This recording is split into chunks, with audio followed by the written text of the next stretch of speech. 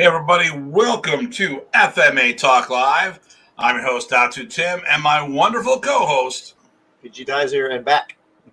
He's back. He's back and better than ever. How's my sound doing, my friend?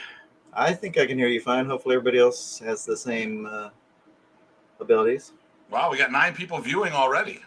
Excellent. Welcome, everyone.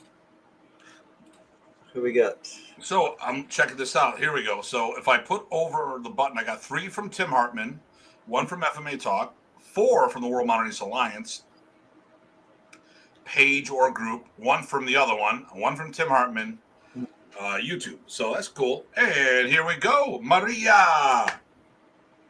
¿Cómo está acá? And from Ontario, Canada, and Master Rich Parsons. Hello. From I don't know where he is at the moment, but he is from Flint, Michigan. So if you're in the Flint, Michigan area and you're looking for Filipino martial arts, he's the man. Definitely. Wow. So and then Brian, all the way from Erie, Pennsylvania. Nice. And Maria, what you said? Mabute, I miss you. Yep. Well, I'm gonna be up at Oliver's soon. When's that? Yeah, that's when it is. So we're a minute or 2 behind. Actually, I got home on time, but it got crazy, and I did. I try not to eat on the show. And Janice, it was Turkey Monday. I don't know why. She full 20 pound turkey cooked today. Wow, nice. Yeah. So I'm like, hey, when I got home, I had to have a little more. So let me get some information on that one. Are we serenading people now? Oh hell no! I didn't think so. All right, I don't here we need go. to torture them, at least with my serenades. Yeah. I have the event. I just haven't. I have to put it on the Facebook or put it all over the place. But here we go. So, August 20th and 21st. First, the 20th is the seminars. The 21st is the sport, if I'm not mistaken. So, currently, it is. Okay. Let me get the brand out of here so we can hold on. Nice. I need I need engineers here. So we've got Jim Pantados, who's hosting the whole thing, PG Craig, PG Jason, and myself at the Taste of Manila. So this is actually a festival in Toronto that we're going to be at. It's been a while since I've done that. Actually, while Remy was alive, I was part of a Filipino Independence Day up there, which is pretty cool. When Rudy Costco was up there, and before he passed, he asked us to be part of his team, which was cool for the day. It was great. Yeah. Had a lot of food and all this other stuff. All right, I was going to say, is there food there with a name like Taste of Manila? There better be some food. Better be some food. All right, so okay, so greetings from Saudi Arabia. Thank you. Oh, nice. Unfortunately, it doesn't tell you who you are. So, and then Tiff from Detroit. Hey, how we doing, T? Very good. All right, I haven't seen her in a long time. Might be doing a seminar in the Metro Detroit area in the new year. Too much stuff going on the rest of this year, but we might be doing something. Actually, PG Time might be out there with me. Who knows? Members of the FMA Invasion may be going on the road again. Yep, definitely. So October, we have the FMA Invasion in Connecticut. And then April 1st, or the first weekend of April, whatever that day is, we're doing one here in Buffalo. Not sure if it's a 1 or 2 day event. We'll figure that out. And then we might be bringing this elsewhere. Now, each event's going to have a different dynamic. We'll have different people in and out because, logistically speaking, oh my God. So I looked at airfare the other day. So I got a, I'm not going to say the name, but I got a thing from the airline I use because you have their credit card. Mhm. Oh, you got 10,000 points. Oh, great. So I looked. So I was thinking about, I'm planning on going. Well, I have to wait to see what's going on now. I've been invited to teach at Bruce Chutnick's gathering in Reno. Oh, nice. Well, I don't said I looked at the airfare through the website through the app. Oh, yes. $1,200. Yep. So I had a talk with him. He understands. I've since looked on the websites in general, much better pricing. So my advice to people, and you got to find out what works best for you. But I think what works better is looking things up online, not using a phone. Hmm. I looked through Orbitz. Oh my goodness, I found some much better rates. But I was looking. So we're going to Brazil in March, and the ticket I was looking at for there was $3,500. Holy moly! Well, that's not the deal, and that wouldn't happen if it was $3,500. Right. That was from the group I was dealing with, the airline I was looking at, and I since looked at Orbitz, and things have changed drastically. Right.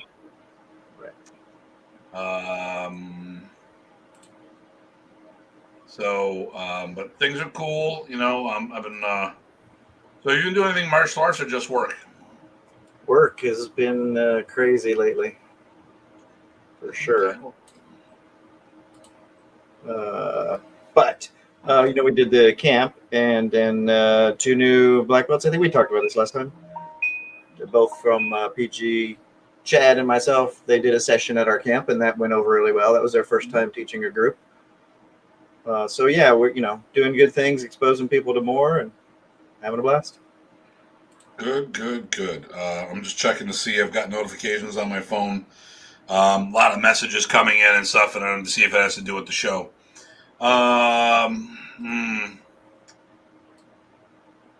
Don't really.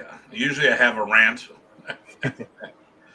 I don't have a rant this week. I only have work rants, but we don't need that here. Yeah. Just the usual nonsense.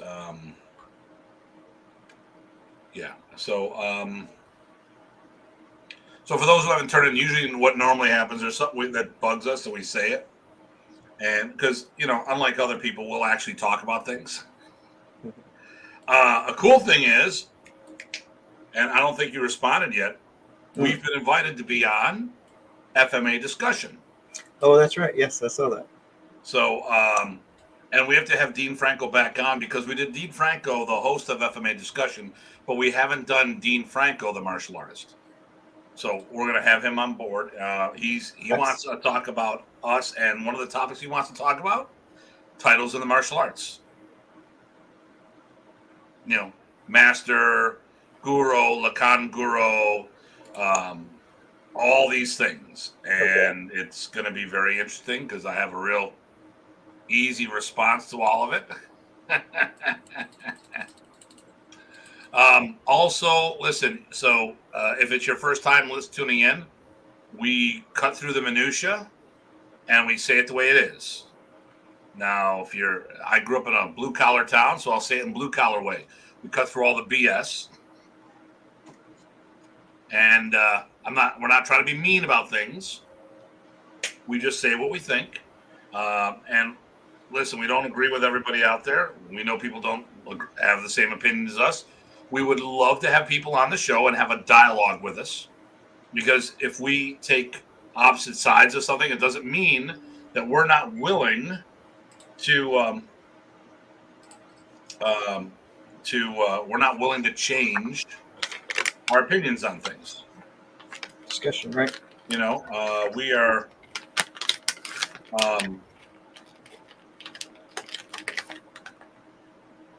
unless like I said, we love to have people on the show that are willing to discuss things with us, and if they take an opposite opinion of us, or me, or Ty, or whatever, because it could be a single or a collective. I'll have anyone on the show and I'll give them the opportunity to change our minds as long as they give us the same opportunity to change theirs. If it's just going to be, I made up my mind, you can't change my mind, nothing about it, okay. But even then, it could be, hey, listen, I'm not going to change my mind about it, but let me give you some idea why, and maybe give you some insight in a nice positive way. So, like currently, we talk about the Datu ships from Modern Arnis. There was 6 of us. I was the last. People have said, well, should you make more? What are the plans? I go, my position is that Remy hand chose 6 people to be Datu. And if you make any more, then you can't say that anymore. I don't want to say they should go away, but it's the Datus were the 6 leaders that Remy chose.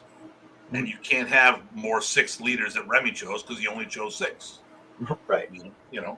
Just like we talk about if there's going to be a grandmaster of a system, usually there's only one grandmaster, not the umpteenth amount that are out there now. That's old school for sure. And if they're all different organizations, we could talk about different things. And here's a question. This could be a quasi rant before we get into it. Hey, Billy Joel. Oh, nice. All the way from the Philippines. I love when Billy's on the show. Yep. Hey,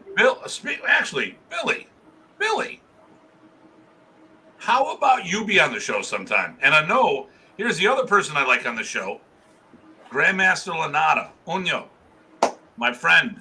Thank you for saying hello. Let's put a time together so we can have you on and talk about Kuntao. I mean, I know a lot about Kuntao. I can always learn more. But our viewers don't know much about the Lanata lineage of Kuntao, and we would love to have you on the show. We could change the days. The times are pretty rough for us. We could possibly do a Sunday show, which would be a Monday morning. But our show would be, you guys are 12 hours ahead of us at the moment. So, yeah. No, that'd be really good to have them on. Talagang mabuti. Yeah, and then Billy, I'd love to have you on.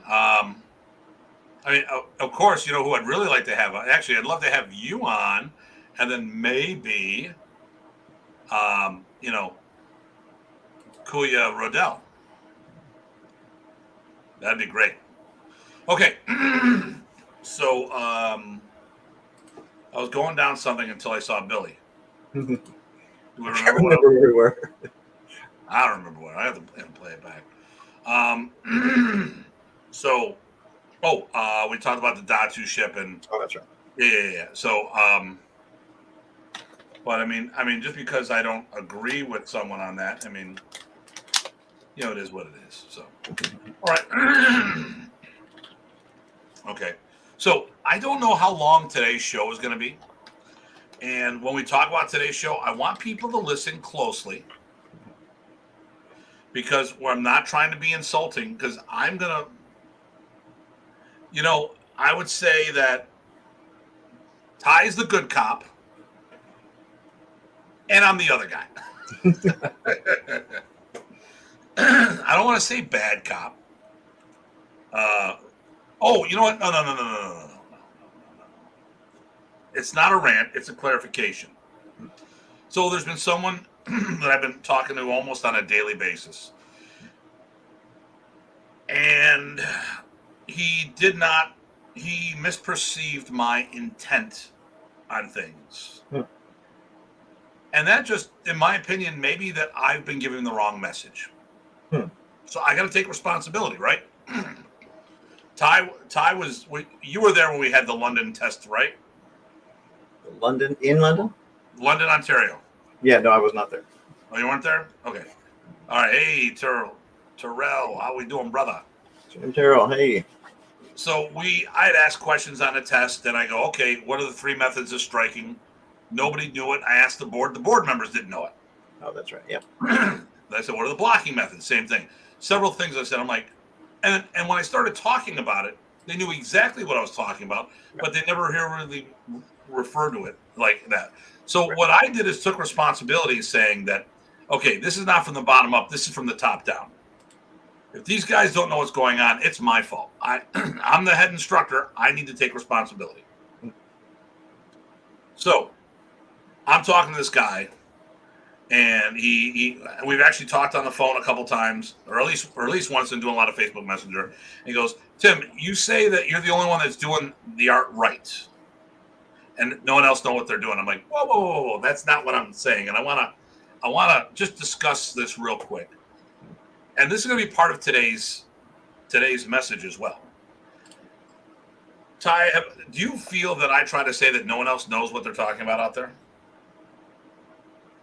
No, not about the art, not about the training. Okay.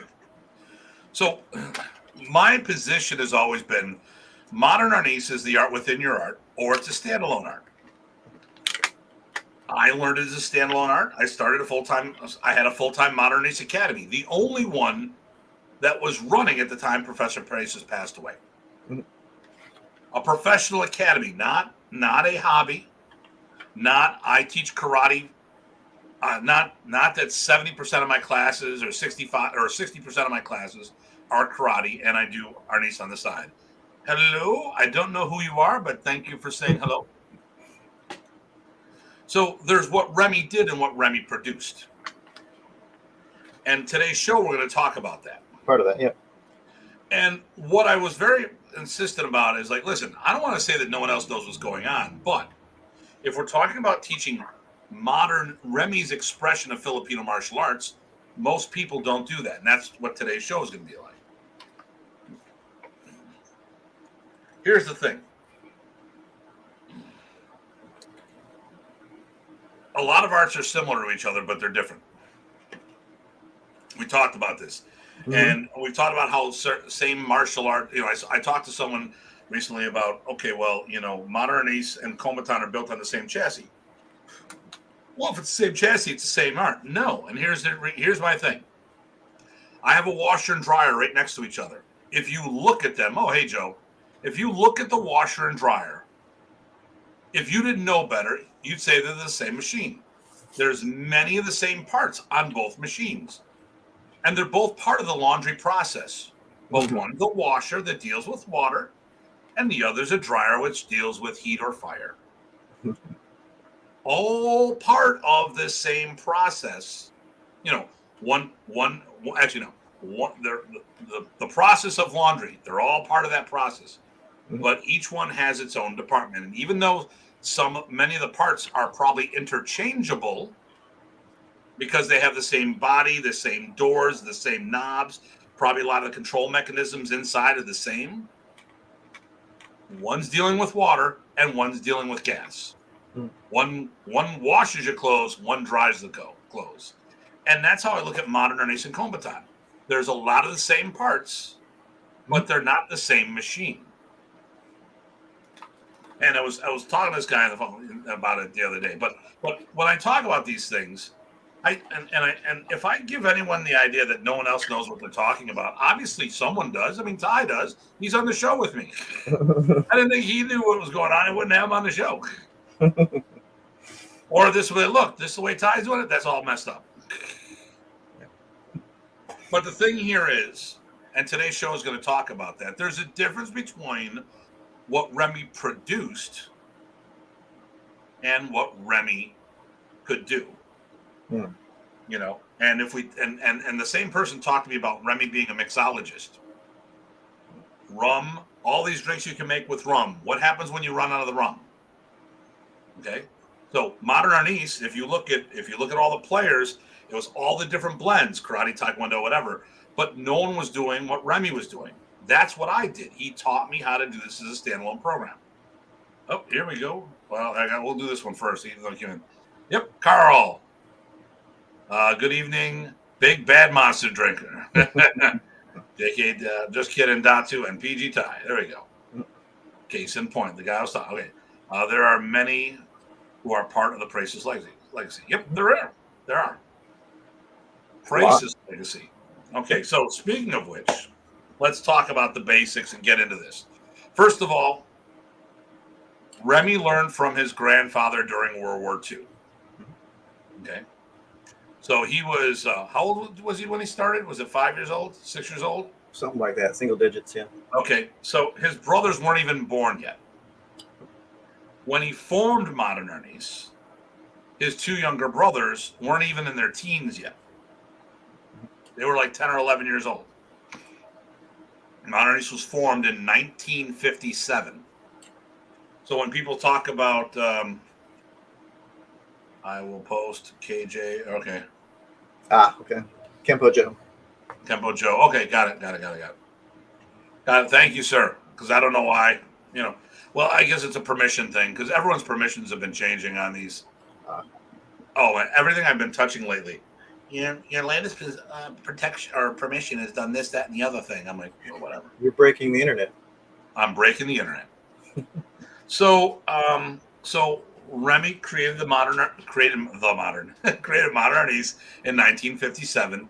His two brothers were 10 or 11 years old. Hey, Joe. I saw him earlier tonight. Ah. He's one of our long distance virtual trainers from Maine. So Remy taught his two younger brothers as they grew up, as a lot of times Big Brother does.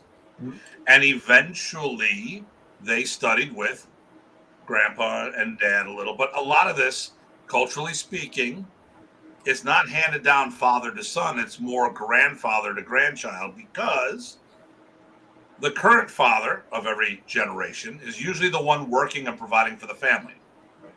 So who's not? Well, Grandpa and the kid, unless the kid gets to a certain age, And like I said, not that Remy didn't learn from his father, because I heard a lot of fun stories about that too. Mm. But the bulk had to do it was Grandpa. Now, let's put this in context, just to put another thing, because a lot of people don't realize or they don't know, and the Presas family system, not Modern East, that's a synthesis. The Presas family system was being taught by Remy's father to the guerrillas during World War II to defend their country against their enemies. That tells you the legitimacy of the family art. Right. Okay. Now, Remy had a lot of core material, and his big thing, he was one of Anchon Bacon's top fighters. Mm-hmm. And Blintlock was the last art he trained before forming Modern.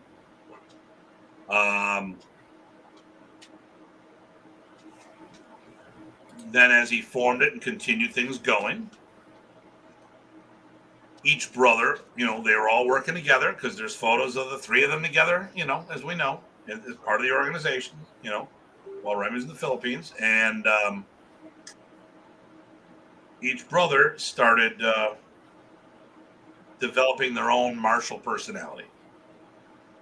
So Remy was the single stick fighter. Ernesto was the double stick player. And Roberto was the stick and dagger guys. I'm double checking things over here on my right, making sure I got everything here. I was kind of hoping for the photo, but I can't find the three of them. That's always a fun one. I'm gonna try to zing into this real quick, do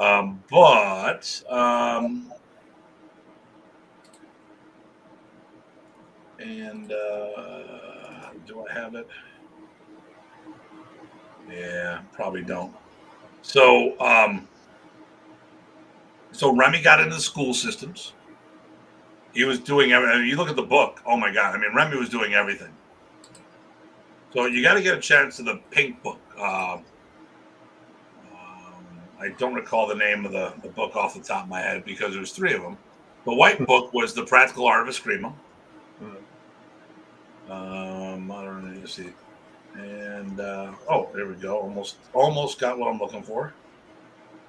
I will do. Okay. Here we go. I don't like the pink book is the Modern East Philippine martial arts stick fighting or something like that. It's kind of hard to. Let me see if I can. Someone's selling it on eBay. Where are they selling it from? It just says within the United States. Okay. Huh. Yeah, so it's a great book because there's a lot of articles in there and stuff. Shows how Remy really was like, the Presas Brothers to Filipino martial arts were like the Gracies to Brazilian Jiu-Jitsu. Dallas, hey, how you doing, brother? Our host for Brazil. Yep, nice. Which I need to talk more about with that. Versions of the book too. So they've re-released it, and here is the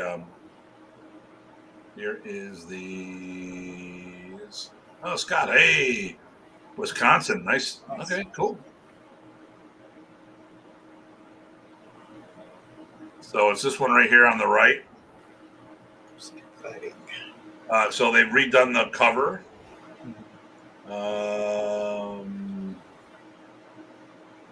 Where is it? This was the original Philippine version of that. I have multiple covers, the green and the blue, one of which is a Tagalog version. Here's the first official. I think this was the first official book Remy did, The Practical Art of Eskrima. And then we all know this as the one from O'Hara, which was rebranded. This is the same book. So that right there is the same book as this right here.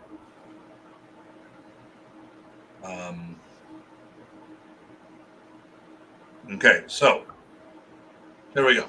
So I want to get back into what we're doing. All right, so you want to read that while I try to get things going back on? Yeah, I'm not sure who this is, but they say Roberto started ahead of Ernesto. Roberto's is by Jose Presas Espadidaga Abanico Palis, a typical Ilongo Largo. Interesting.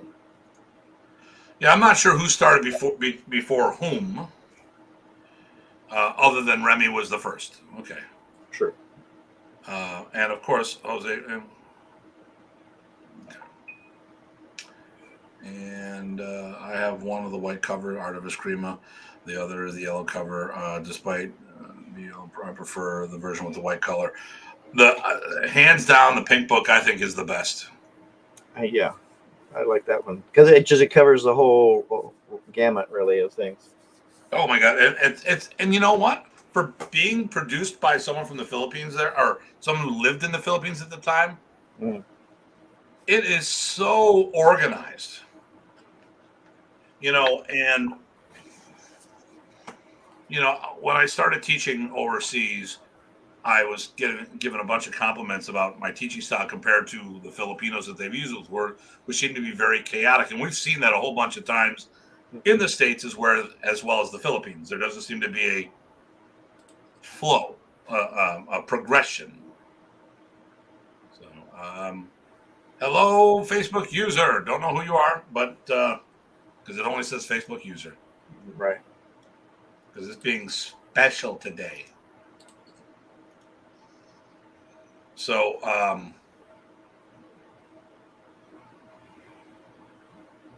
yeah, I know Ernesto went into karate for a while, and Remy got him involved with the group. Obviously, it's if you look at the Kombatan, it's very evident because there's a lot of karate-esque movements in there. But let's talk about what this show is. Today's show, the theme, and I want to talk about the title of it. And so we're all on the same page, because I don't want people to misunderstand the intent of what we're going. And this is going to change some things too. Mm-hmm. So, because people are going to get whiny, because that's what they do.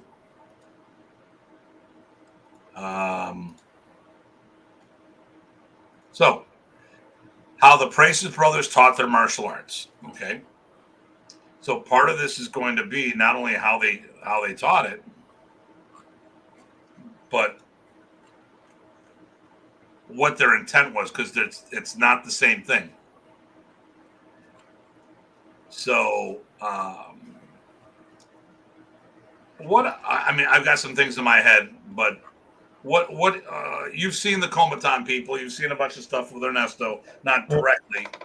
What's something that you noticed different between that and what we did with modern. Well, obviously, there's two things that jumped right out. Of course, the expanded realm of the double stick work, which you already talked about, and the footwork. Mm-hmm. Okay. So to me, the footwork was more pronounced and more similar to what I've seen in other martial arts that a lot of people would study in the U.S. Like stances, the positions of the angles and the extended depth and length. More sort of almost like Shotokan. I'm making a stereotype, but I'm just trying to describe what I thought I saw. I felt that there's a lot of karate. It's funny how they talk about how some people say about how Remy seemed to be very karate-esque, and I think Ernesto was more, but less, and we'll talk about that at the same time. So one of the things that I see. Okay, so here's the big difference, I think, and you tell me where you think on this. How the brothers taught their art. Now, we don't even talk, we're not even going to talk about, we don't need to get into the martial systems, like, is modern better than Komatana, is Komatana better to this, that, the other thing. We're not doing a comparison.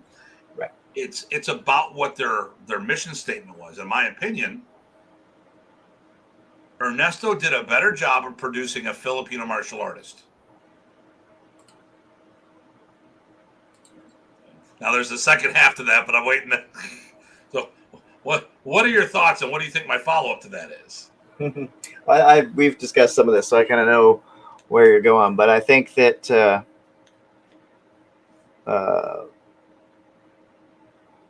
people would definitely see that, except for, like I said, the stances. Anybody who was looking at more what other arts in the Philippines were training just purely by themselves, how they would move slightly different. But the rhythms are there, the flow is there, combinations there, and the all-aroundness is there. So I think that's part of it.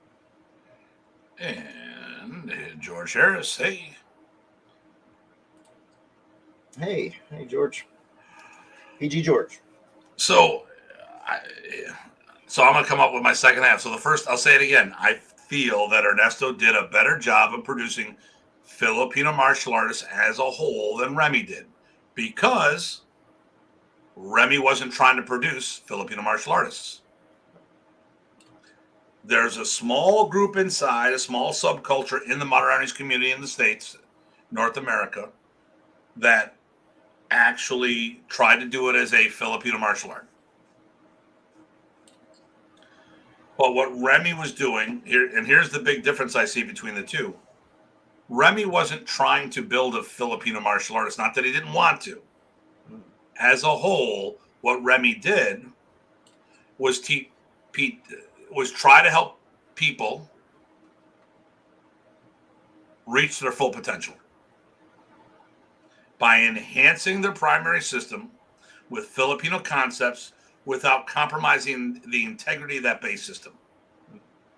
That is the modern Arnis model Remy used. Now, that's why I usually go under Presas Arnis more, because Remy taught me, when I would talk to my students, and this is the reason why when we would go to camp, we would be on average 2 to 3 belts above everybody else when you consider how much time we put in, because, well, no, how many years we were in, because even though it may be years, proportionally speaking, they didn't have half the time that we had, you know. Okay, so here we go. That's Joe Robella. Okay, this is Joe? Yep. If you see Ernesto's early empty hand, there's more karate content as well as Sikran influence. Yes. Okay, and then, hey, brother! Dean Brenko. Dean Brenko. And you saw that message he sent us? Yes. I didn't see what the message was. I just saw that he sent us a message. It was just to me. You shouldn't see it. Okay. Damn. Dean Brenko. Another part of the FMA invasion. He's one of them invader types. As long as we're not space invaders, we'll be good. All right, so let's see. There we go. LOL. There we go. Oh, here we go. Remy promoted the art and was better, I believe. We'll get back into that. And you and I trained 5 days a week. Yeah. Yeah. I mean, so let's use George as an example here. I did him a little disservice. We went the first. He did a year. He did less than. Well, he went to his first camp with about a year's full of training. He asked me. The guys asked me what belt is he, because we want to promote him to black belt, but he's wearing a white belt. And what I really, if I had ranked him in anything, he would have came out as a black belt. His first camp.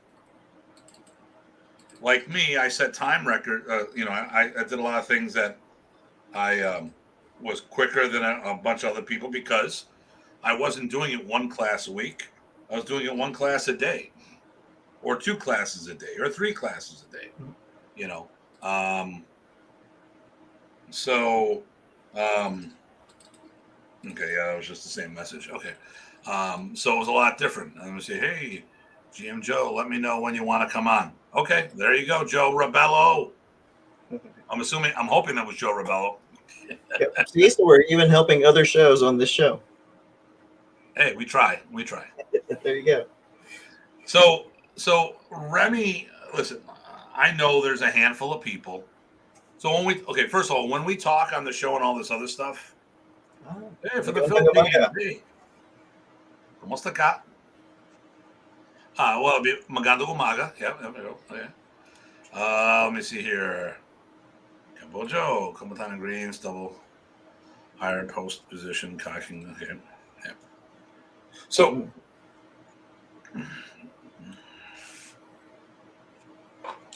let's talk about. Okay, and KG for Sinwales. Yes. Higher back for Sinwales. Yeah. So Remy was about taking the concepts and blending them in, and going back with what Wizza said. He promoted the art, he was the elder brother. He had a decade of training above the rest of the family. He fought it for real as a fighter for the Balintawak Club for Anjan. He did more seminars than anyone else that I know of in the world of any martial art that I know of. He lived on the road 6 to 8 months straight, doing a bare minimum of 2 seminars a weekend, which would have been 4 to 6 hours, plus whatever. Like when he first came to Buffalo, he would be there for 2 weeks and do 8 to 10 seminars. So how many people did he cross paths with? How many people did he get to experience and get that sensation? Because we know, how do you get better is training. So here's a funny thing. I think we hit an all-time high. We have 31 people watching the show. Holy moly! That's the biggest we've ever had watching the show live. Oh, and I think one of the comments I was reading on the other thing from GM Renee. That was the one. What was it? It was the one about Ernesto and Roberto starting. So welcome, Renee. So I think Remy was the machine when it came to promoting Filipino martial arts. Definitely. So the 2 people that probably had the most impact on Filipino martial arts in their era, Remy Presas, first and foremost, Danny Inosanto. Danny Inosanto doesn't specialize in FMA. FMA is part of that massive Jeet Kune Do blend of his. And even though he's not a specialist in FMA, he's still better than most. But he's probably done more for martial arts as a whole, giving many martial arts visibility that would have never had. I mean, would Thai boxing be what it is today?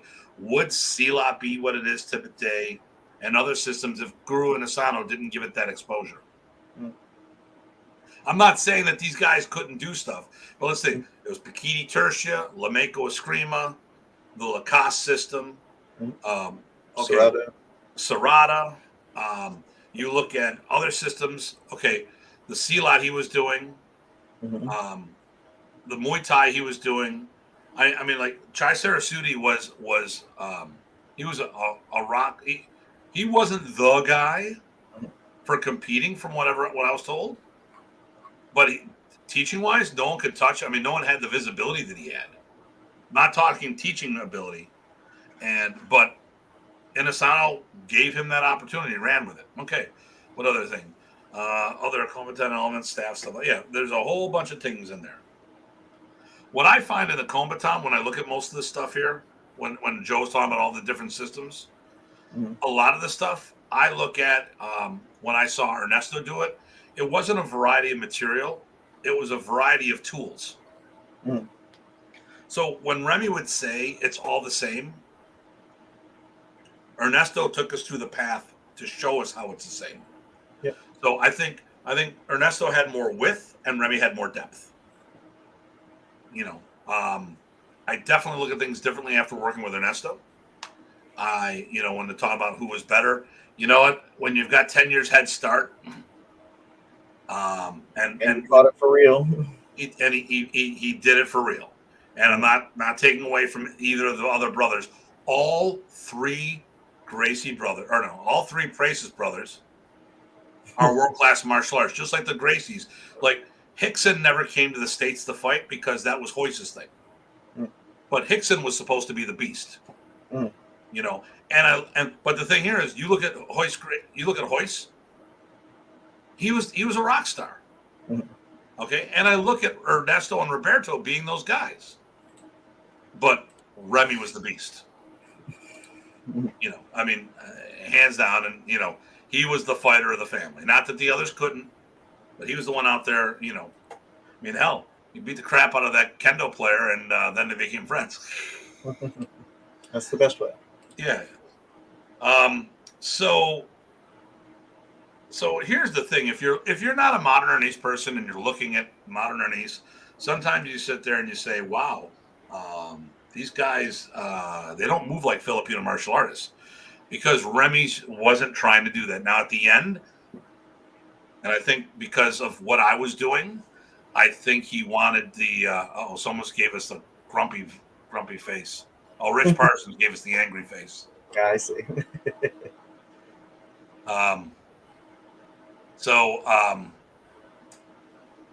At the actually 11 people gave us. Wait, is it 11 people? One gave us the grumpy. Okay, I don't know who that was. Rich, you bastard. But in my opinion, what are your thoughts about what Remy tried to teach? I think he's trying to expose people and bring out, using Filipino fighting combat concepts, bring out some expanded skills, improve what they were already doing using tools and concepts that he gave them to play with. So basically making them, I think we've said this before, make them better martial artists first. And then if they love the Filipino arts, then guess what? They got that exposure and they can dig deeper. Yep. I'm with you on that. With you. I'm actually trying to do two things at once here. Oh, there we go. Now, Joe Lennon. Nice. Yep, Joe Lennon. Not the movies with John. All the way from Austria. Wait, is that the right Joe Lennon? No, I believe this is Jiu-Jitsu. Oh, no. That's you. That's not me. Okay. I'm thinking Joe Lennon. Joel. Joe, okay. The blindfolded double stick was... That's just 4 days, yeah. Yeah, that was a trick. A lot of double exploration, though, and really, mapping across a lot of tools, like you said. Delaware Joe. No, he taught at our camp too. Sorry, Joe. I don't think I've met Joe yet. We'll have to fix that. Yeah, definitely have to fix that. He's really good and super nice guy. Don't listen, Joe. We can change all that stuff. There you go.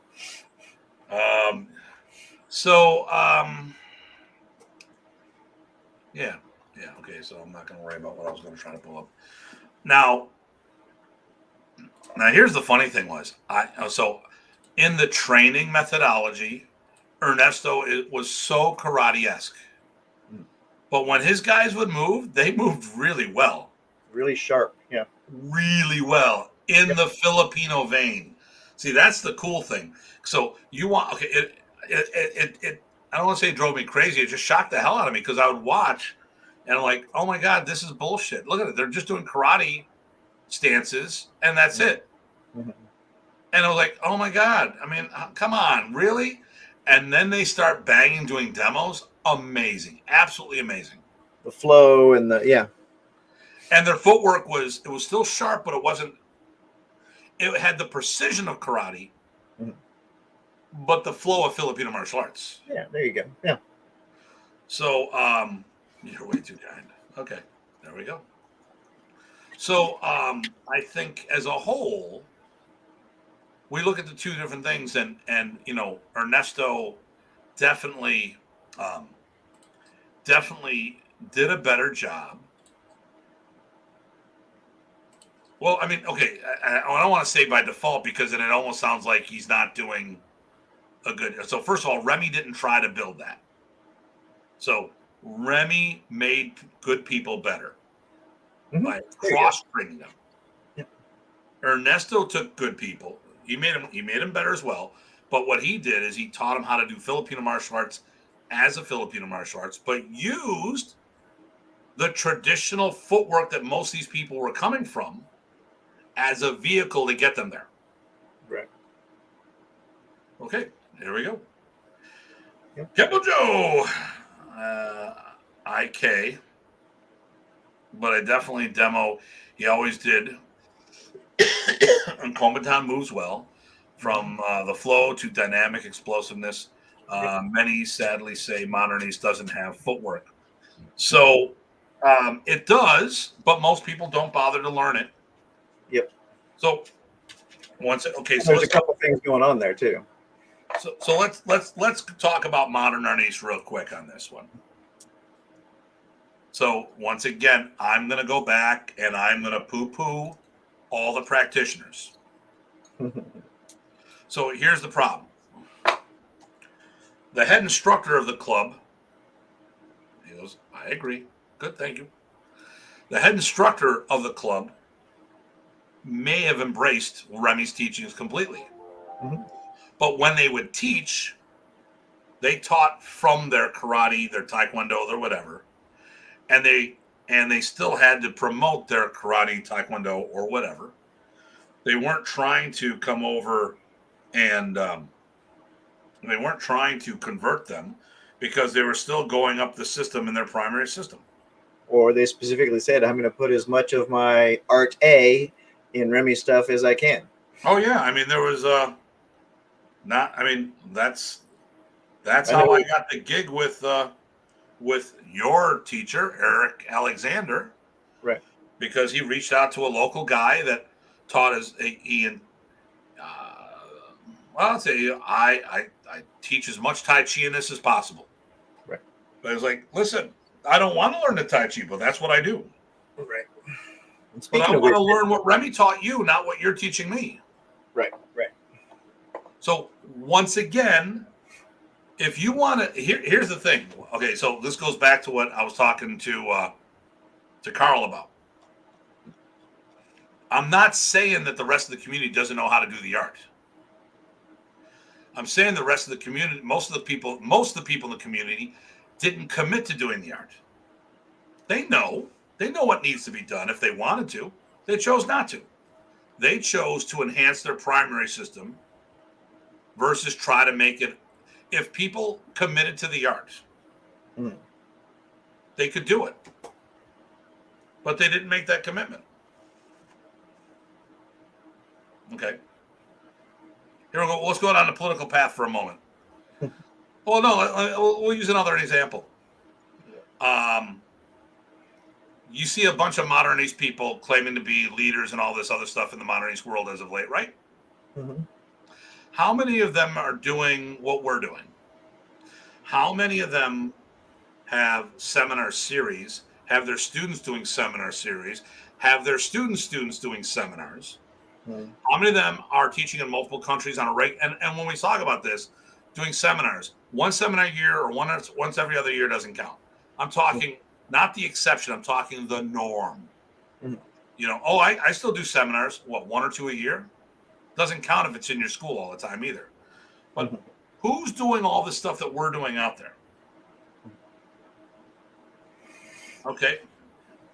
Why aren't they doing it? Mhm.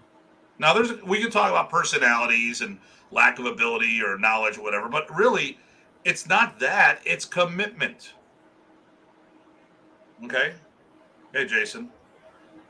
If they committed to the craft, they could do it. Sure. Now, whether they want to, whether they don't think they can, or they value what they had ahead of time more often. I mean, what do you say is a big problem with Remy's students when it comes? Well, okay, where do you think Remy's students prioritize the art as a whole? The norm, not the exception. Wait. Prioritize in terms of what? I mean, The value of Remy's art. oh,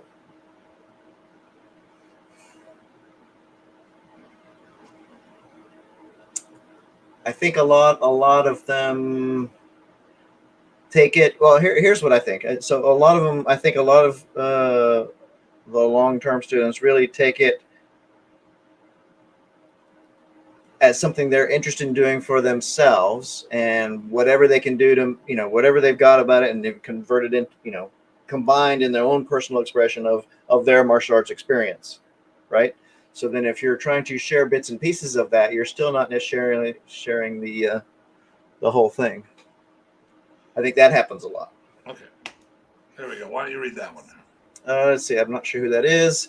In the early days, Remy tried for a time to teach a more traditional blend of footwork, especially in the Cinco Terres, Espada y Daga, but it was just too much to teach at a seminar. He always had my wife and I demo Espada y Daga, but after a few years, it was just easier to break down the drill and not free-flowing. You can see where Remy would caught between a hard place and a rock. That might be Jim Renee. I'm not sure. You can check. Because you can see it on the other thing. On the Facebooks. I would say that was Rocky, maybe. Renee wouldn't have been around. Oh, that's right. Yeah. Renee was with Ernesto. I can't see it. Darn it. Oh, there was the answer I was looking for. Here we go. As a supplemental program. There you go. Yep. Generally speaking. So modern Arnis was taught at best as a secondary art, treated as a secondary or tertiary system. Supplements, add-ons. Hey, here's the stick stuff. Yes. So we lost a lot of people when Remy passed. Mm-hmm. And what did people do? They kept the material, but it became the stick section of their karate or taekwondo or fill in the blanks. Right. It was very evident when you went to the camps that there was a whole bunch of people who never tried to move the modern Arnis way. They tried to move. They moved the way they always did. They never tried to adapt. They might sit there and say, all right, I'll do the triangular footwork where I'll put the right foot forward and the left foot when it's supposed to be. Okay, here we go. It's supposed to be the same person. Tim has probably found a good happy medium where he can spread the art and be more traditional and still modern, if it makes any sense. I like that. I would take that as a compliment. Yep. I see. I pay attention to most of the time. Yeah, Jason does. Yeah. The thing here is that, and Jason's seen it. George has seen it. I can't tell. Okay, George, he's not. He was just chiming in from work. George used to tell me how certain modern Arnis luminaries would run away from him and other of our students at camp when they tried to work with him. Mm-hmm. Because our guys played too rough or they knew too much material. Mm-hmm. It was like, hey, I'll work with, no.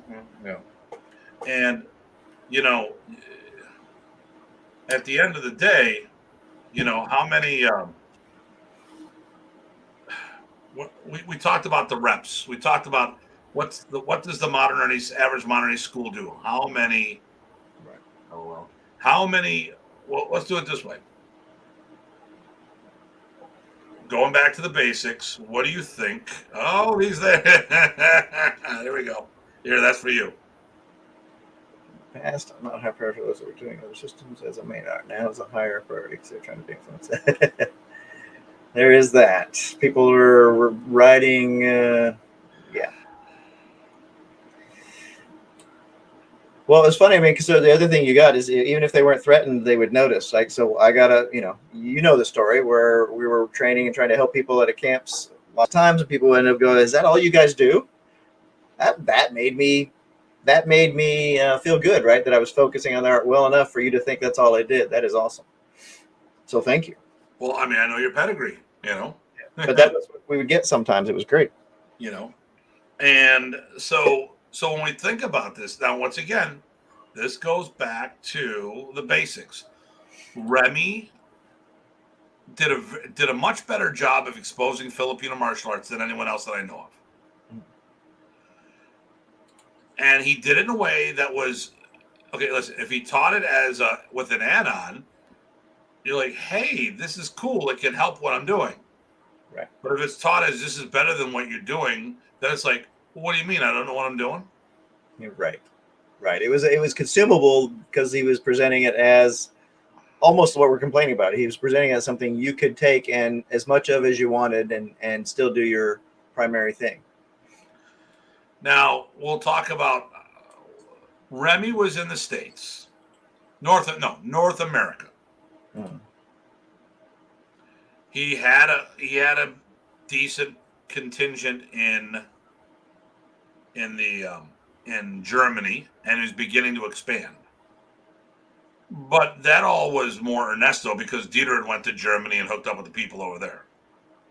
I mean, Dieter from Germany went to the Philippines, and a lot of core modern the Presas family systems. That's when modern was used. Ernesto was using modern instead of his own before he rebranded as Komaton. So here we go. As someone who has taken an active effort to learn Komaton system through the Tiger Claw videos or when the other offered DVDs transferred Komaton curriculum similarities and differences between the styles. I actually have the masters of the last cities videos, the art within your art. And Remy did that. Remy really tried to promote this as the art within your art. That was his tagline. Ernesto didn't do that. Right. That's okay. And that is the key to today. Yep. Today's topic is because I've talked to, I remember I was at the Komaton Super Camp. I was talking to Dan Lohman. We started talking about a modernist person in particular. And he was like, really? And he gave me the thing of like, Tim, you move pretty good. I'm like, all right, here we go. Why? Who'd you see that doesn't move good as a modernist guy? And I had to sit there and go, hey, listen, you know what? You're probably not looking at him through the right eyes. You're probably looking at this person as being a Filipino martial artist. Now, here's what I want you to do. What's their primary system? And do you think they move better now that they have FMA in them? And if that's the case, that's because what Remy did for them. Yep. And a lot of karate and taekwondo people, Remy really helped get better with the flow. They're very robotic when they first started, and they cut all the hard edges off of it. And hell, let's talk about effectiveness. Ron Browning, who trained Guy Metzger to become the UFC champion, saw a shitload of value in the system.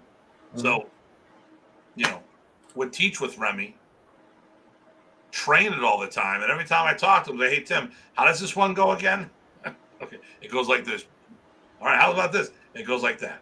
Of course, every time I'd be at his place to teach him something, I probably learned more from him than he got from me. Yes. Which was the best part about it. Like, all right, so you're paying me to come down. I get paid to do a seminar. You feed me, and you teach me. Great. Right. Let's keep doing this. Very generous and inclusive. And, cup half always willing to take more, which kudos to him. That's how you get better, right? And so he did that. Does that. Yes, sirree. I So, miss. yeah. We didn't get to visit with him last time we were down there. No, we didn't. Got to work on that.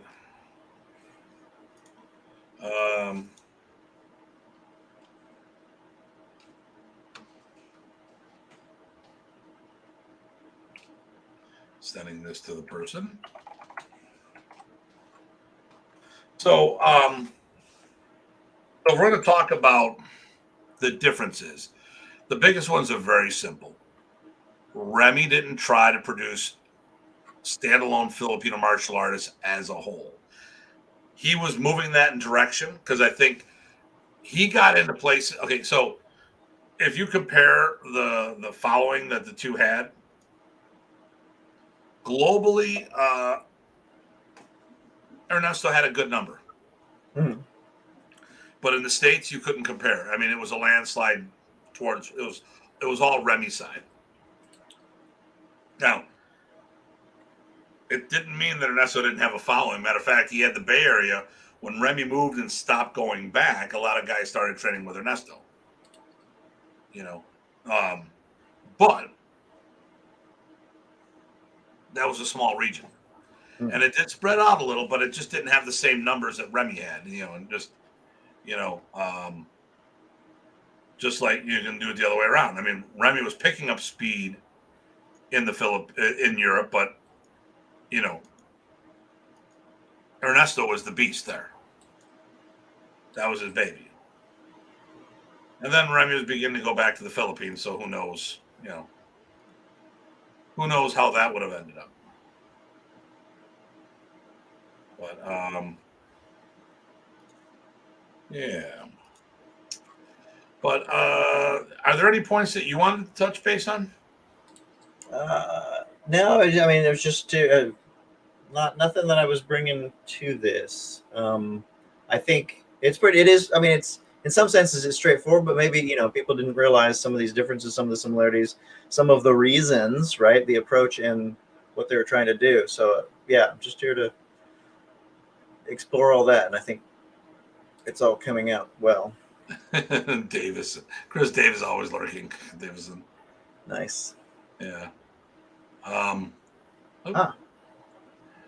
In regards to the Años, how do you feel that the styles compare?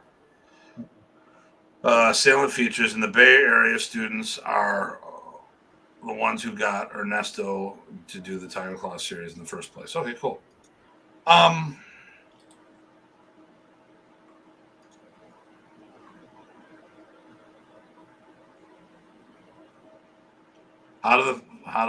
regards to the Años. So what are you thinking?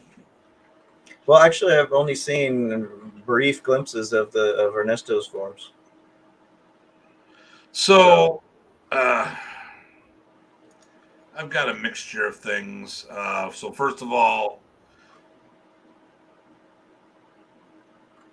when it comes to Remy doing the weapon forms, there wasn't much done with him. Oh, that was from me. That was from Joe. Ah, okay. Okay. So Ernesto didn't. I don't know if Ernesto had open hand forms. I've only seen some weapons, like I said, glimpses. And I've really never seen Ernesto try to connect the two together. Now, that didn't mean he didn't. I'm just saying I never saw that. So, yeah, we were figuring. So I don't know. I mean, you know, I don't know. What do you think? I mean, well, I mean, you weren't there. That's right. So, Right. I mean, Remy used. I don't. Do you feel that Remy used the stick forms for much? teaching wise. I mean, as a platform to show material. That is so interesting. As far as like applications was a big thing he did with forms, but he seemed to do most of that with the empty hand. Yeah, I mean, oh, a couple of us would. Okay, I was up at the Massachusetts camp a couple times, and the instructors had a breakaway session where we went through together as a whole, and we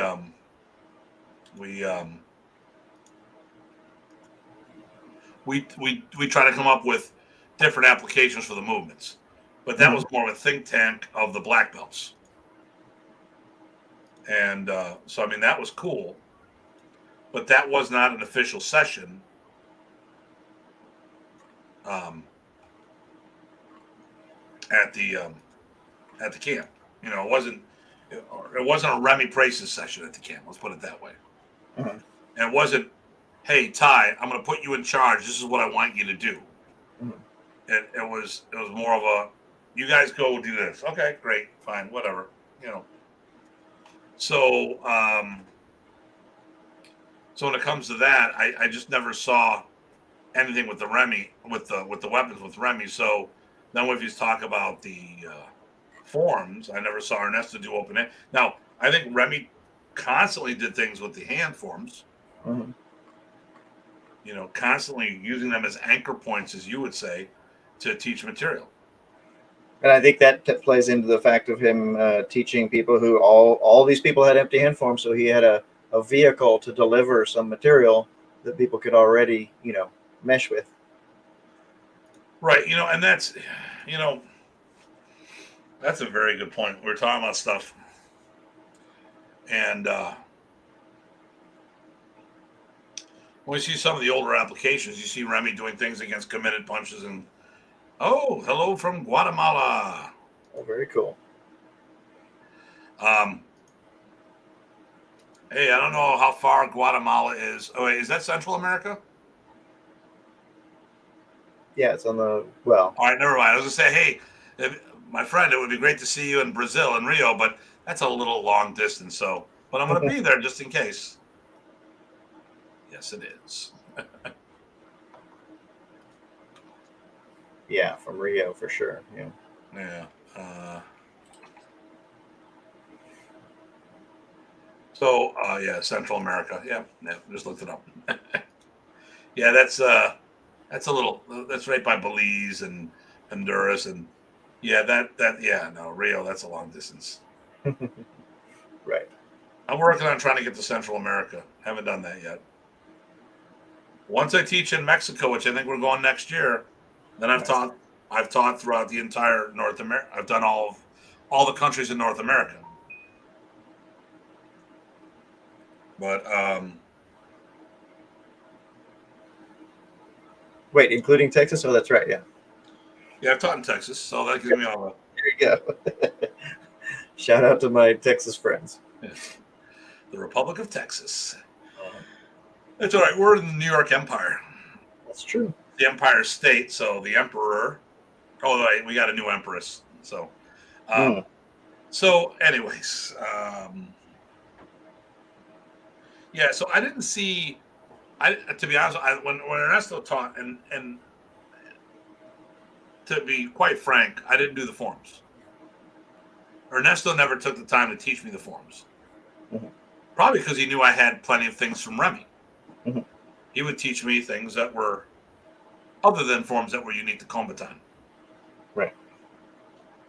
So, but there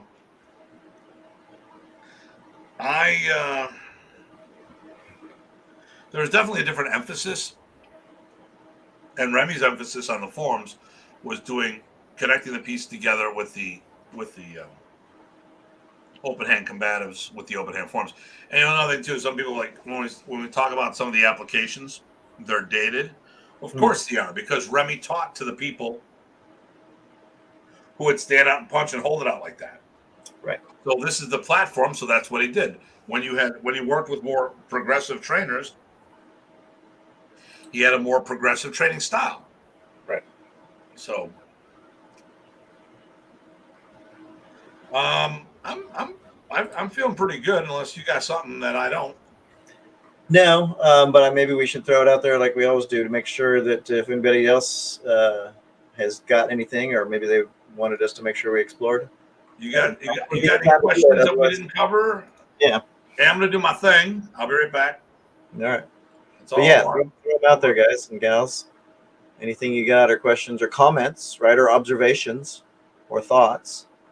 If you trained with either one and or both, or otherwise saw information or similarities between arts you did trained, that might be a good part to explore and include. So let's see. Good point. Okay.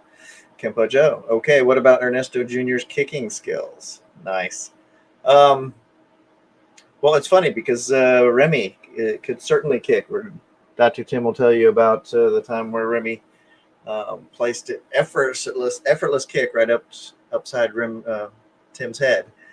I never saw him do that because he already had pretty good gout by then, but it surprised him a lot. But yes, Ernesto is sharp. He could blend his kicks in with his Sinawales and stuff. Good stuff, for sure. Just saying that Remy was not without those skills either. Let's see what else. Renee says both. I'm not sure what that's to.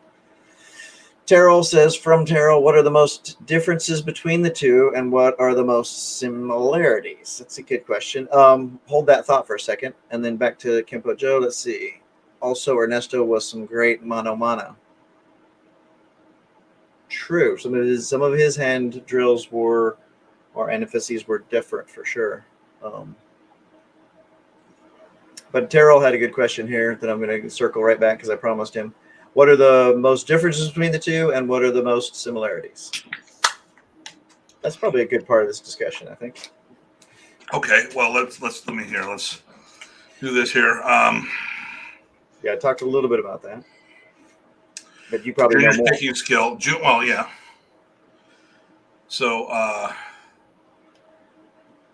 he's got good skills because this is all he's done. Mm-hmm. Well, no, he's done it on Combatant and whatever else Ernesto taught. Oh, I missed. That's about John, right? Yeah. Okay. Yeah, both. Oh, here. What's the difference between mono and what's this last one?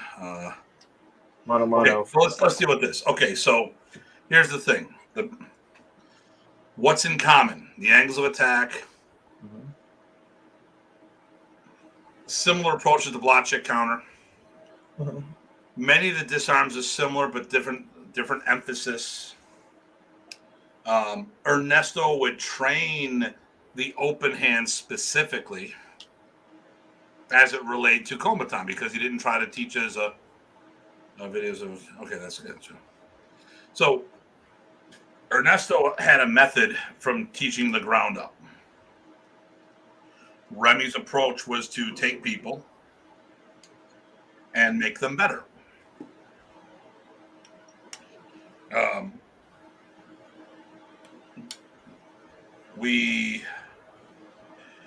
As far as the rest goes, like I said, you'll find that the Sinwales are very similar. The disarms are very similar. There's even some similarities. When I watch freestyle, I see a lot of similarities, even though the range and some of the foci are different. I see some similarities there. Yeah, I think the modern Arnis tappy versus the freestyle, which in all intents and purposes is the same damn thing. Mm-hmm. I think Remy's was done more in depth. Once again, I think if you look at the brothers, Ernesto was more width and Remy was more depth. Mm-hmm. Remy could teach you single stick, double stick, stick and dagger, staff and knife. Mm-hmm. He focused on single stick. Mm-hmm. And if you sat there and said, how would you do this technique if you had a staff in your hand? This is what he would show you. He wouldn't show you staff fighting. Right. Okay, how would you do this with a knife in your hand? I would do it this way. How would you do it this? He would, if you asked him how you would do a specific technique with these different tools, he could show you very easily, but that he didn't take the time to teach the methodology and the progressions of each weapon system. Right. No, he had the translation connection. So I would say his breadth was there, but you wouldn't see it normally. Yeah. So Carl would be upset if I didn't have my. That's right. Yeah. Because of the depth, though, you wouldn't see his breadth because he was able to show it all with how deep he could go on any given subject. And like you said, he picked single stick and empty hand.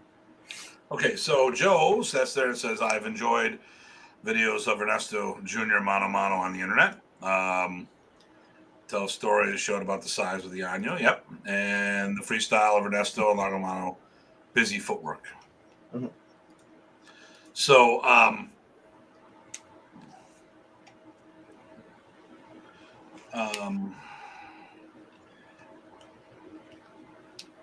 the other thing too is, which is a rough one. I mean, you got to compare apples to apples. Remy was. See, the thing that there's a difference. Like Ernesto was probably able to do more with the system because he stayed places longer.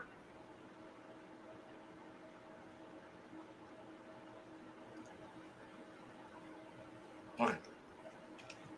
Okay. Thanks for clarifying, Joe. So I feel that are we saying that's Renee Tungsten? Yes, yeah, that's what I was saying earlier. Yeah. Well, okay, so Renee Tungsten, we should have you on the show.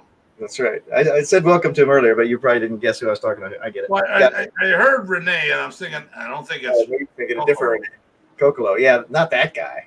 Not that guy, because he's made a comment, but he did, more of a working comment, No, yeah, sorry, I should have been more clear because Tim couldn't see the names. Jim, Renee Tungsten. So welcome to have you on here. Yeah, if you look at it right here, that's how it comes across right now. So I'm not looking at it on the Facebook page because it also messes up the audio at times. Let's see. I can make it less tanned. There we go. How's that? I can look more pale. Is that possible? Yeah. All you gotta do is shine light on it. Yeah, I had to dial it down a little. So for myself, I still don't. I don't know what the hell I'm doing with the. Someone's chewing something. Tier, stop chewing my sock. He's always chewing my sock.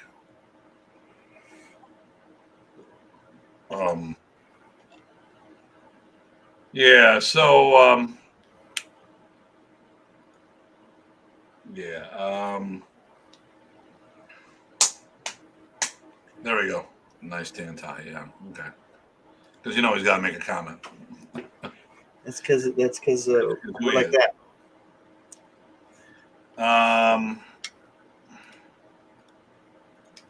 Trying to think of what else is going on. So,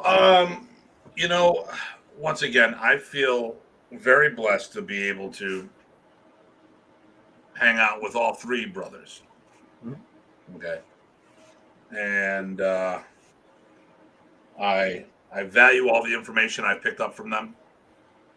All different aspects, some from a martial point, some from a historical point. All good. Remember, Tim has others.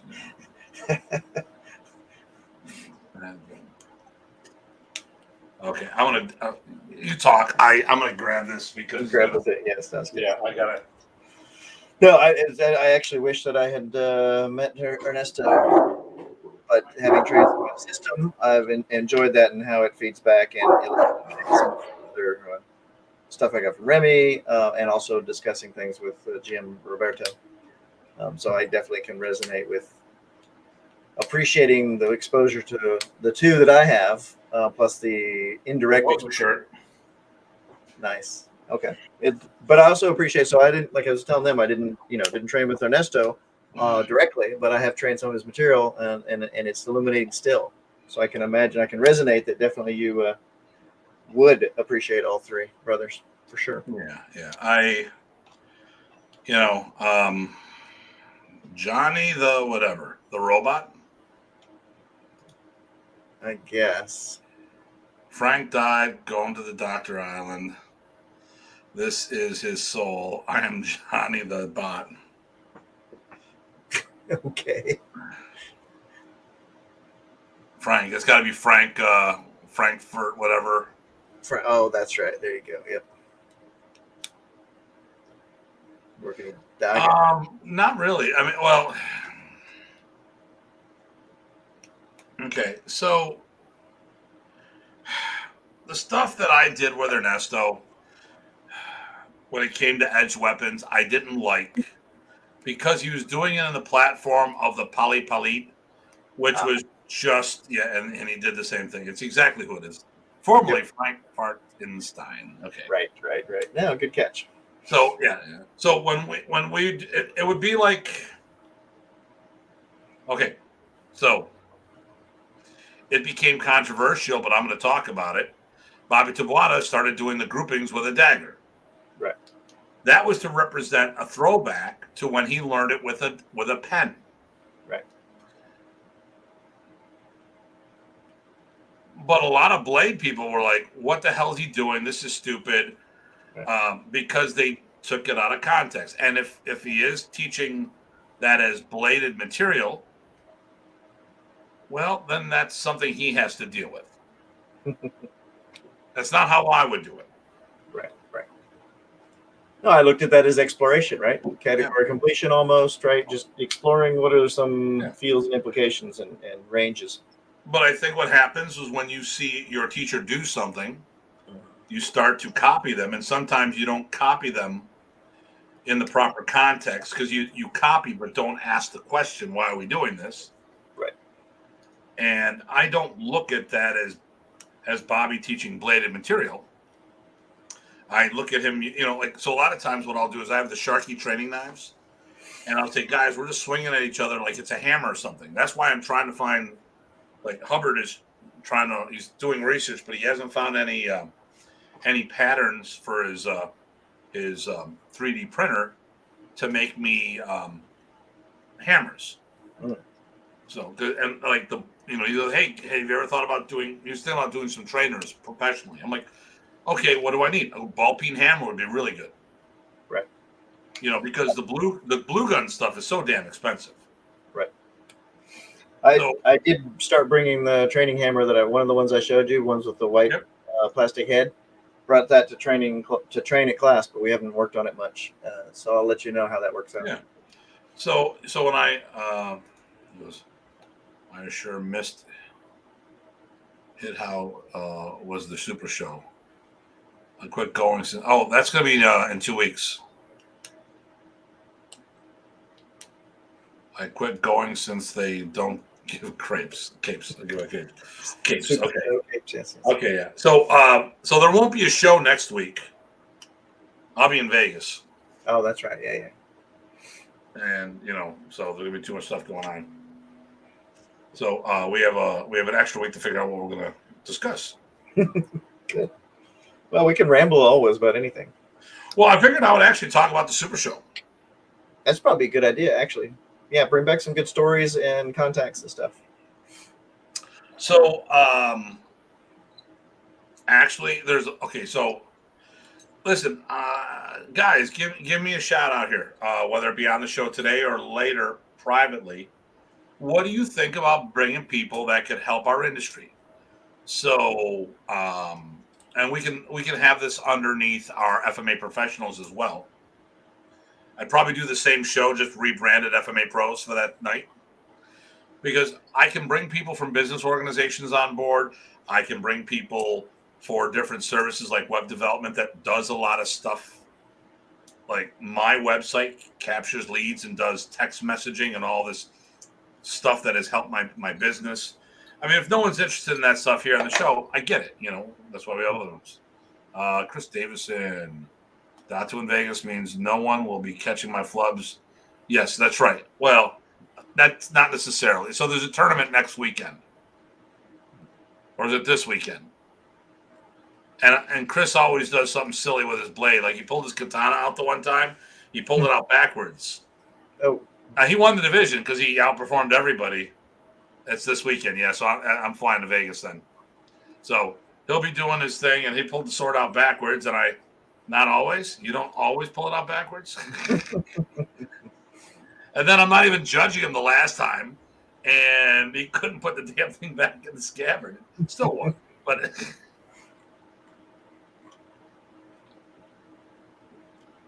So it's just, but it was funny is I just happened to look up while he was doing he's doing the form. I'm not even paying attention to the form because I'm doing something else. My job wasn't doing, I was the arbitrator for the day. And I happened to look up, there's Chris doing the form, and boom, right when I looked, I got the Datu voodoo energy stuff going on. I have the same problem when it comes to urinals. Yep. He is the soul, Johnny. Exactly. Every time I look, I got the voodoo. My anting doodoo Datu powers. There you go. Anting.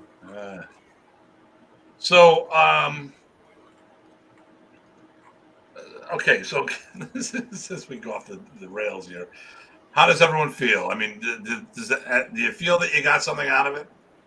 We got more views live than we've had. We've been averaging 20 views the whole show. We had a high. What did I say? 31 was it or 34? I think that's right. Yeah. So that's the most we've had for live views at any one time. So that's cool. And Chris says nice. Listen, if you got some people you want to, well, so we'll have next week off, and then we're going to come back. And do you have any trips coming up that's going to get that's going to make it where I'll have to find a sub? No, it doesn't look like. I think I'm good till after the instructor camp. Great. Jay, hold on. So let's. So we have 2 weeks off. We'll figure out what we're going to do. It must be 10 o'clock because that went off yet. If you got any recommendations of guests or topics or whatever, we're always willing to listen. I will say there are a bunch of people we have to schedule when we get back. We are behind. As far as our next event, actually, well, I'll just do this.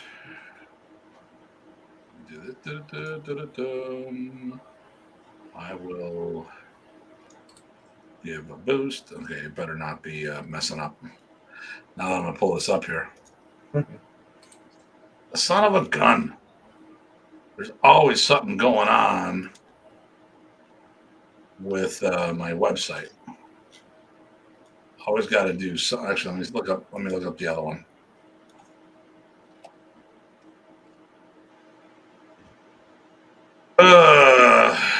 There's always some plugin that needs to be managed or whatever. That's the problem when you do your own websites. Okay. School, I have professionals take care of that. Okay, here we go. So really quick, here's what I got coming up. You go to the organizational website. Make this go away. Okay, so August. I got to put more up events. So I got August 13th and 14th. I'll be up in Maine at the Maine Gathering.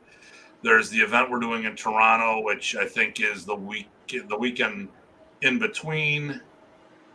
We have the World Mountain Race Alliance Instructors Camp, the 26th through 28th of August, and there's the pre-conference workout the day before. Our Thanksgiving weekend, we're doing a mini camp. I'm doing a mini camp, a 1 day. It's going to be like 9 hours. Nice. 3 in the morning, 3 in the afternoon, 3 at night. That's going to be in Cambridge. March 10th through 19th, we've got World Mountain Race Brazilian Tour. First weekend of May, 5th through 7th, we have the World Mountain Race Alliance training camp. And then next year, September, will be the instructors camp. And I actually even got the dates for the 2024 camp as well. Excellent. That reminds me, I need to just do something shorter term. I got to get my September event going. Yep, and we'll get that up there. So the websites you want to look at are World WMRNews or WorldModernEast.com, and then or DatuHartman.com. Datu Hartman's.com is the events that I'm with. WorldModernEast.com. That's going to have the whole organizational group. So that's a better one to see what we're doing as an org, because I am not the only person in the organization doing seminars. And that's the cool part about our group. And we promote the group, making sure that everybody out there is doing stuff and trying to make things happen. I'm gonna do this, see if that does it. I'm playing with a plugin, turning something on, seeing if that fixed the issue. Let me. No, it did not. Oh, yes, it did. Yes, it did. So let's go to events. I want to do this. So August 6th, we have a DA seminar with PG Wolf. September 10th, we have a double stick seminar with PG Wolf again. And shortly, I will have dates for next year's Maryland event. PG Chad and I were talking the other day about that, and he's last minute confirmation on the dates. Pretty sure the location is the same as this year's. Trying to get these events out ahead of time. Okay, I'll do my rant now, and then we'll call it a day. There you go. So I've had this happen on more than one occasion. You have heard it, and you've checked me out on this, and you found out that I don't talk shit about this. I'm the way it is. Okay. Shameless plug. This Saturday, August 13th, 9 a.m. T&K Martial Arts. Wait a minute. Chris, I thought this was the. August 13th. Right. August 13th. My bad. Never mind. Having a moment. Old timers moment. Oh, shit. Is that when I'm in Maine? Double booked. I can't go to that tournament either. Well, I tell these guys with the tournament league, well, see, I'm not hosting this year. If I was hosting, I would have made a better attempt to do things and say, hey, guys, we got to talk because I want you at my event. I'm going to go to yours. Yeah. I'm right there, too. Old timers moment. Johnny, I talk shit when I have to shit. Okay, got it. But only when he has to. Right. So listen, here's the deal. If you want your events out there, if you want to make sure to minimize the chance that people book events the same weekend, then you need to get your stuff out there. You can't wait for the last minute. There's a Modern East group that Ty supported on more than one occasion that complained to him about when the event that I scheduled the event the same weekend they did theirs. And it's true, I did, but I didn't. So So this group traditionally did like the third or fourth weekend of June. And Rich Parsons and I taught a seminar together. We did the first or second weekend of June. It was like first weekend or second weekend of June. We specifically chose those dates because the other group always does their training camp this particular weekend. Now, I had a history of doing seminars in Detroit long before these people were doing their camps in Detroit. Lo and behold, not only is it the same weekend, it's about an 8 to 10 minute drive. Now, I was never asked to change my dates, which I would have been more than happy to because I didn't want that conflict. Because if anyone was at our event that wanted to go theirs and vice versa, it could be better for everybody if we just have more time in between. Yep. And lo and behold, they complained and they said, "Oh, we've always done that." Well, I had the conversation with Ty. He told me what they told him. I said that's bullshit. Ty did the research. What was it, like 7-8 years back? You checked and it was always like the fourth weekend of the month or something like that. I can't remember the details, but yes, I checked about 6 or 7 years back. Yep. And it was that year they changed it to be the same weekend. Mhm. Now, I'm not saying they did it on purpose. No, but I did. What I'm saying is they didn't put it out there because here's, lo and behold, this is what I did. I went to their Facebook group. I went to their Facebook page. I went to each of the instructors' personal Facebook pages. I went to their website. There was no mention of this anywhere. Mhm. And then they do a last minute thing. And this recently happened, actually the weekend of the camp that you just did. How many Right. modern events went on that weekend within driving distance? Was it 3 or 2? I can't remember. 3. So you had Michael Bates. Okay, so you had yours in Maryland. Yep. Michael Bates did his Hall of Flame, which is like half hour, 40 minutes away, depending on traffic. Mhm. And Brian Zawolinsky did his event Yep. in Connecticut. Now, I think that's a longer drive. Yes. Well, that's probably, what, a 6-hour drive? 5 or 6, something like that. Yeah. So, but still, it is within driving distance. But personally, I think when you're beyond 3 hours, I don't care. Yep. And then there was another event where I did the same thing.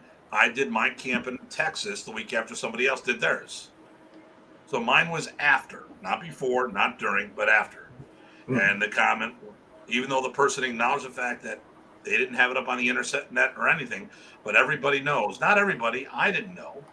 Right. Furthermore, I let the Texans choose what weekend they wanted, and I told them when I'm available, and that's what they chose. Yep. They just didn't want to go to the other event. But the fact of the matter here is, there's nothing else. There was nothing I could do because I did my due diligence. I put all my other stuff up, and I had my events. I think it was almost a year in advance. Yeah, if people can do that, they really should. It helps everybody, and nobody wins if there is a conflict. So we all come out ahead if everybody, can plan around things.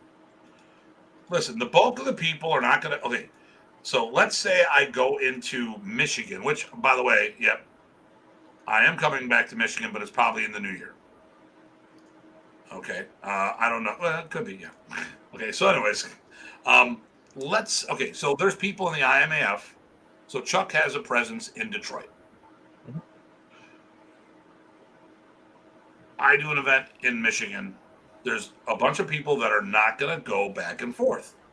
Right. There's people that are going to either train with Chuck or they're not. They're going to train with me or they're not. But there's going to be there's going to be a handful of other people that might try to support as many events as possible. Mm-hmm. So let's say you have 3 people. Well, if it's a one-day event, let's say it's $70 a head. If these people can go both, okay, they can give $210 collectively to one group and $210. Now, in this case, if it was a camp, it was like 3 people went here, which is $900, and then another $210 over there. It's a win-win for everybody. But when you make people choose, it's a bad thing. If you make people choose, they might not choose the way you want. Right. Yep. And Chris is that guy that supports everybody. Yep. Yeah. When you can. You can't when people schedule things on the same weekend. Right. And it's not to say it's done intentionally. But the other thing is, if you didn't post your stuff up until the last minute, you can't cry foul when someone's had it posted up months prior to it. That's on you.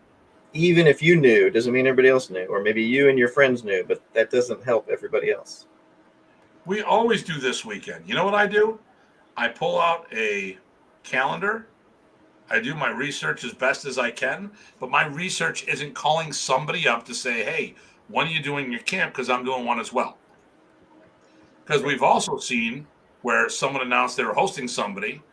Hey, do you mind if I mention this at the camp? And then by the end of the camp, there's 3 camps surrounding this guy's event to choke him out. Some people do that. Okay.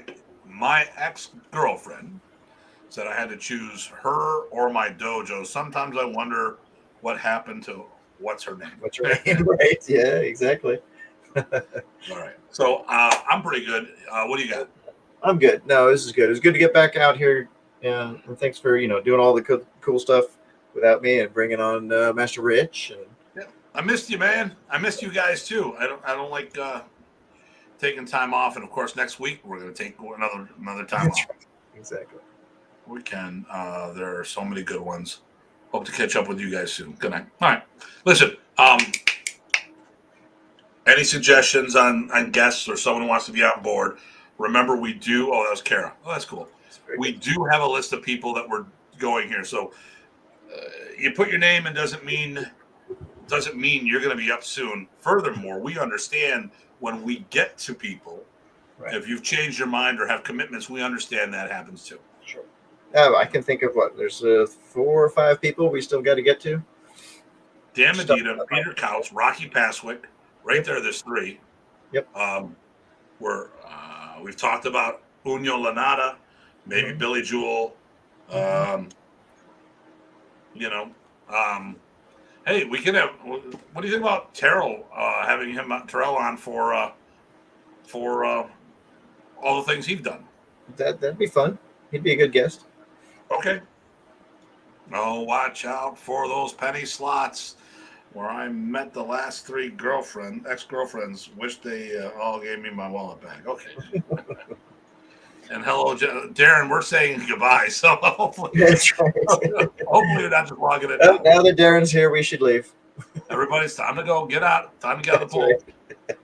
All right. Listen. We have a week off.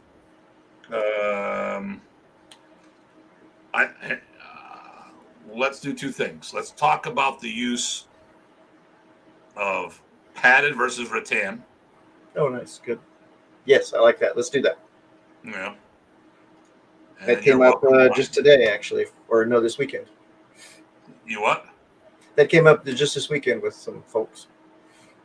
Well, Tuhan Jack just made a comment about that, and I wanted to. Oh, I didn't catch that. Okay. Oh yeah, no, that was a good conversation. So, or a good thing, and I'm going to bring that up on board. It should be fun. Good. So, listen, everybody, as always, please stay safe and stay sane. This is Datu Tim. PG Time. Saying, see you all soon. Take care.